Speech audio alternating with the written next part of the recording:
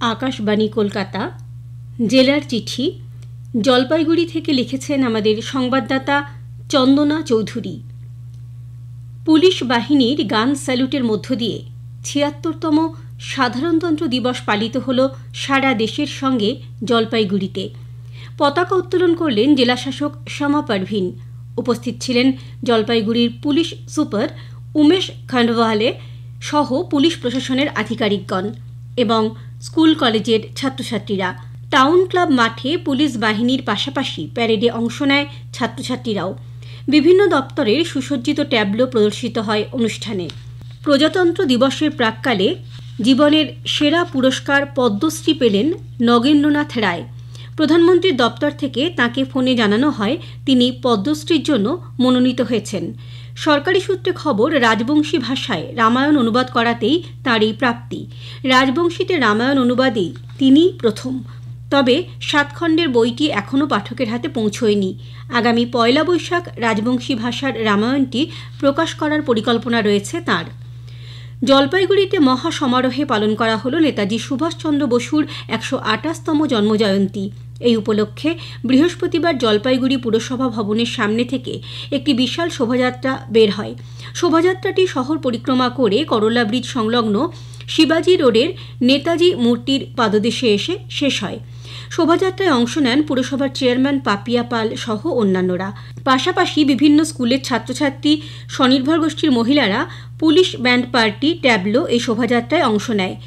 নেতাজি মূর্তিতে মাল্যদান এবং পুষ্পার্ঘ্য অর্পণ করে তাকে শ্রদ্ধা জানানো হয়। সম্প্রতি বন্ধ হয়েছে ডুয়ার্সে এন্ট্রি ফিজ, অর্থাৎ পর্যটকদের এবার থেকে জঙ্গলে ঘুরতে লাগবে না কোনো এন্ট্রি ফি। এতে একদিকে হাসি ফুটেছে পর্যটকদের মুখে ঠিকই, কিন্তু অন্যদিকে নিজেদের জীবিকা হারাচ্ছেন বনাঞ্চলের দিন আনা দিন খাওয়া মানুষের একাংশ। ডুয়ার্স অঞ্চলের বনাঞ্চল সংলগ্ন ৫ থেকে ৭টি গ্রামের মানুষজন বর্তমানে এক গভীর সংকটে দিন কাটাচ্ছেন। পর্যটন নির্ভর জীবিকা বন্ধ হওয়ার আশঙ্কায় তাদের জীবনযাত্রা কঠিন হয়ে পড়েছে। এই অঞ্চলের আদিবাসী সম্প্রদায়ের মানুষজন তাদের ঐতিহ্যবাহী মাদল বাজিয়ে এবং আদিবাসী নৃত্য পরিবেশন করে পর্যটকদের থেকে আয় করতেন। পাশাপাশি গ্রামের কিছু মানুষ হস্তশিল্প সামগ্রী তৈরি করে পর্যটকদের উপহার হিসেবে বিক্রি করতেন।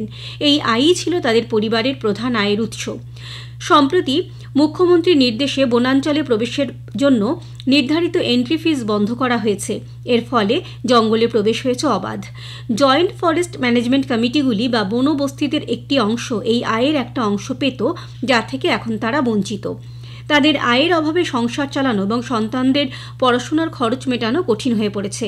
বিশেষত এই আয়ে নির্ভরশীল মহিলারা এবং হস্তশিল্পের সঙ্গে যুক্ত যারা রয়েছেন তারা চরম আর্থিক সংকটে পড়েছেন। বনাঞ্চলের এই গ্রামগুলোর মানুষজন স্থানীয় রেঞ্জ অফিসে গিয়ে তাদের সমস্যার কথা জানিয়েছেন। তারা মুখ্যমন্ত্রীর কাছে অনুরোধ করেছেন যেন তাদের জন্য বিকল্প জীবিকার ব্যবস্থা করা হয়। নিরাপত্তা বজায় রেখে পৌষ পূর্ণিমায় বৈকুণ্ঠপুর গভীর জঙ্গলে আয়োজিত হল বনদুর্গার পূজা। প্রত্যেক বছর আজকের এই দিনেই হয় বনদুর্গার পূজা। ঠিক সেই মতো এই বছরেও রীতি মেনে পুজো হল বনদুর্গার। এবছর বনদুর্গার পূজা ৪৪তম বর্ষে পদার্পণ করেছে। রাজগঞ্জের ফাঁড়াবাড়ির অদূরে বৈকুণ্ঠপুরের গভীর জঙ্গলে বনদুর্গার পূজা হয় প্রতি বছর। কথিত আছে দেবী চৌধুরানী ও ভবানী পাঠকের স্মৃতি বিজড়িত স্থানটি চাঁদের খাল নামে পরিচিত। সাহিত্য সম্রাট বঙ্কিমচন্দ্র চট্টোপাধ্যায় তাঁর দেবী চৌধুরানী উপন্যাসেও এই স্থানের কথা উল্লেখ করেছেন। বহু বছর আগে স্থানীয়রা এখানে ঠুনঠুনিয়া মায়ের নামে পুজো করত।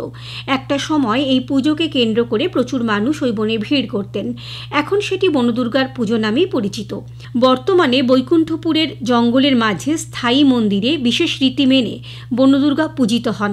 শিলিগুড়ি, জলপাইগুড়ি সহ পার্শ্ববর্তী বিভিন্ন জেলা থেকে বহু ভক্ত আসেন এই পুজোয়, তারা সামিল হন।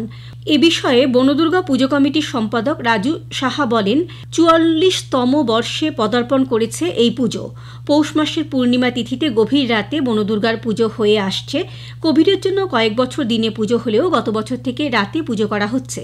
প্রশাসনের সব রকম নিয়ম মেনেই এই পুজো অনুষ্ঠিত হয়। জেলার চিঠি শেষ হল।